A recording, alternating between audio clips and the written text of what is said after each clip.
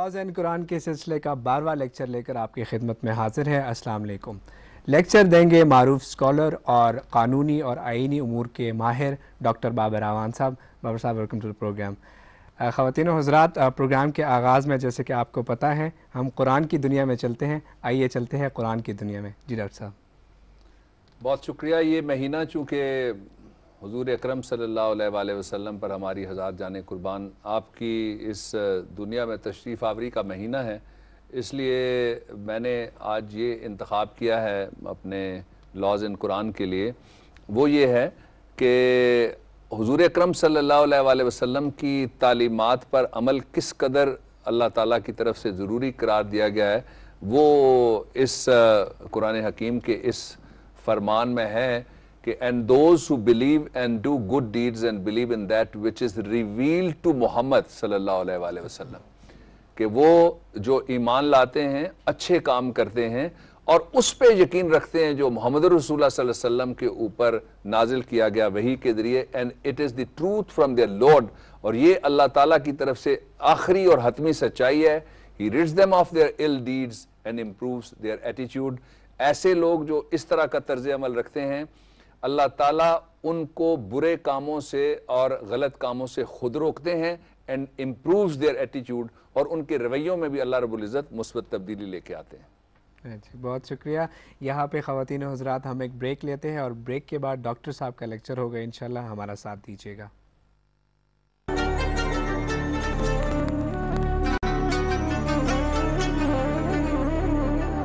जी, welcome back. और नाजरीन, आज का प्रोग्राम जो है वो doctrine of Islamic criminal laws के सिलसिले का पार्ट 3 है।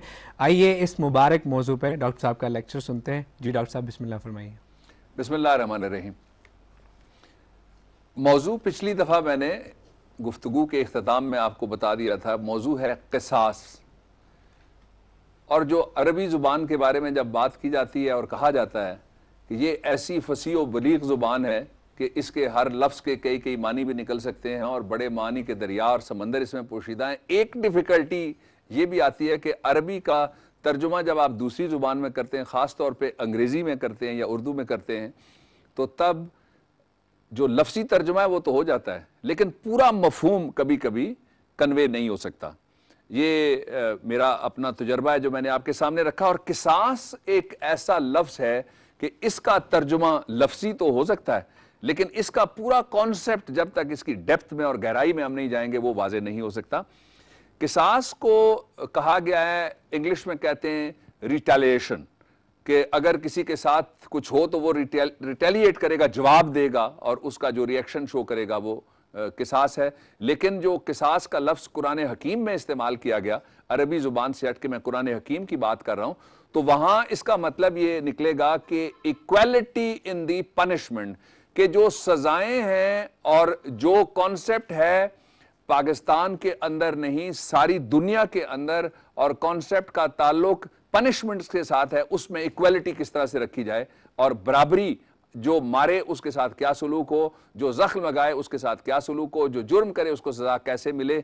और एक और पहलू इसमें जो रखा गया है वो एक हैरान कुन बात मैं इस गुफ्तगू के लेक्चर के आखिर में करूंगा, वो ये है कि आज दुनिया के अंदर किसास के इस कॉन्सेप्ट्स में से लेके एक इतना बड़ा कानूनी निज़ाम वज़ा हो रहा है। पाकिस्तान में भी कुछ साल पहले उस निज़ाम की तरफ चले हैं लोग। इतना बड़ा कानूनी सिस्टम बनाया जा रहा है जो इससे पहले दुनिया के अंदर मौजूद नहीं था, और उसका जो माखज़ और मंबा है और जहाँ से वो लिया गया वो कुरान हकीम है।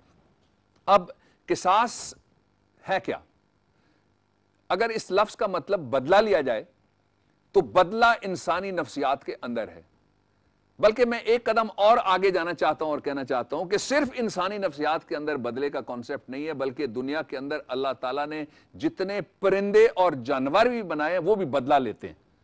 मैं आपको एक मिसाल देता हूं। आम आप देखते हैं कि आपके घर में चिड़िया है, चिड़िया का बच्चा है, बच्चे का कोई घोंसला है, या कोई आपने पेट छोटा मोटा रखा हुआ है, या मुर्गी या उसके बच्चे देहात के अंदर फिर रहे होते हैं, तो आप देखते हैं कि मुर्गी से कई गुना बड़ा अगर कोई आ जाए जानवर या परिंदा जो उन बच्चों को खतरा जिस चीज से लाक हो सकता हो, तो मुर्गी और वो छोटा परिंदा अपनी जान की परवाह नहीं करता, अपने नस्ल के तहफ़्फ़ुज़ के लिए वो रिएक्ट करता है।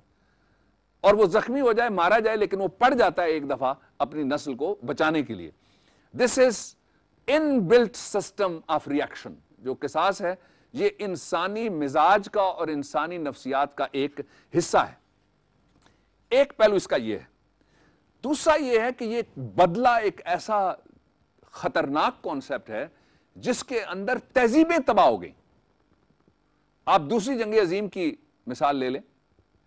جب حملے ہونا شروع ہوئے اور ان کے جواب آنا شروع ہوئے, ریٹیلیشن آنا شروع ہوئی, تو اینڈ میں جا کے 4 سال کے بعد پتہ لگا جو ڈاکیومنٹڈ نمبر ہے کہ 1 کروڑ سے زائد لوگ جو تھے وہ اس بدلے کی جنگ کا شکار ہو گئے. اور پھر دنیا کے اندر بے شمار ایسی تہذیبیں آئیں. ٹیک دی ایگزامپل آف ٹروجن وار, جو دنیا میں سب سے طویل ریکارڈڈ ہسٹری میں جنگ لڑی گئی. ٹروجن وار ایک ریئیکشن کے اوپر, آنر کے اوپر وہ جنگ ساری لڑی گئی. اس کو اگر آپ دیکھیں تو یوں آپ کو محسوس ہوگا کہ کئی تہذیبیں اس بدلے کے نظام کی وجہ سے صفحہ ہستی سے مٹا دی گئیں. یہی نہیں بلکہ دنیا کے سینکڑوں نہیں ہزاروں میل کے ایریے میں انسانی خون پانی کی طرح بہایا گیا. صرف ایک جروسلم کی فتح کے دن ہسٹری کہتی ہے کہ جو فاتحین تھے سو کال, ان کے گھوڑوں کی ٹاپیں نہیں, ان کے گھوڑوں کی ٹانگیں بھی انسانی خون کے اندر ڈوبی ہوئی تھیں. This is the concept side of retaliation which is the darker side, which is the ugly side. اور یہ بات بلا خوف تردید آج بھی کہی جا سکتی ہے جب وار انڈسٹری ایک کاروبار بن گیا, کہ جو وار انڈسٹری بہت بڑا ایک دنیا کے اندر مافیا ہے, بہت بڑا ایک کارپوریٹ کارٹل ہے, اور اس کا کام نہیں چلتا جب تک جنگ نہ ہو. جنگ ہوگی تو ٹینک آزمایا جائے گا, جنگ ہوگی تو توپ اور تفنگ آزمائے جائیں گے, جنگ ہوگی تو جہاز اور بارود آزمایا جائے گا, جنگ ہوگی تو مدر آف آل بامز آزمایا جائے گا, اور جنگ ہوگی تو پھر ویکیوم بام آزمایا جائے گا, اور جنگ ہوگی تو ایک جزیرے کے اوپر حملے کے نتیجے میں 2 شہروں کو ایٹم کے ذریعے ہوا میں تحلیل کر دیا جائے گا. جب تک یہ نہیں ہوگا وار انڈسٹری کیسے چلے گی؟ اس کا ایک اور پہلو, کیا دنیا میں کوئی ایسی کتاب, ایسا ضابطہ, ایسا قانون, ایسا ڈاکٹرائن بھی آیا, ایسا ڈاکیومنٹ بھی آیا, لیونگ ڈاکیومنٹ کی میں بات کر رہا ہوں. پچھلے لیکچر میں نے ثابت کیا آپ کے سامنے ساری دنیا کے قوانین کے ذریعے کہ قرآن حکیم ایک لیونگ ڈاکیومنٹ, زندہ چلتی پھرتی حقیقت اور کتاب ہے. کیا کوئی ایسا ڈاکیومنٹ بھی آیا جس کے ذریعے سے لوگوں کو ایک راستہ ملے بدلے میں؟ آنسر از یس. قرآن حکیم پہلی دفعہ راستہ دیا گیا کہ بدلہ اپنی جگہ سے ہی ایک اور راستہ بھی ہے, اور اس کے اوپر وہ قانون جو میں نے آغاز میں کہا کہ آج دنیا کے سارے مہذب ملکوں کے اندر بہت تیزی سے پنپ رہا ہے, پھیل رہا ہے, اور بڑا پرویکٹیو پروگریسو قانون ہے. اس قانون کا میں ذکر آخر میں کروں گا. یہ جو لا آف قصاص یا ریٹیلیشن ہمارا doctrine of Islamic criminal laws کے سلسلے کا یہ تیسرا سبجیکٹ ہے. یہ آپ کو ملے گا جو لوگ نوٹ کرتے ہیں قرآن حکیم کے اندر 2 صورتوں میں اور 4 اس کی ورسز ہیں. پہلی سورہ البقرہ ورس نمبر 178 and 179, دوسری سورہ البقرہ اگین ورس نمبر 194, اور تیسری سورہ المائدہ ورس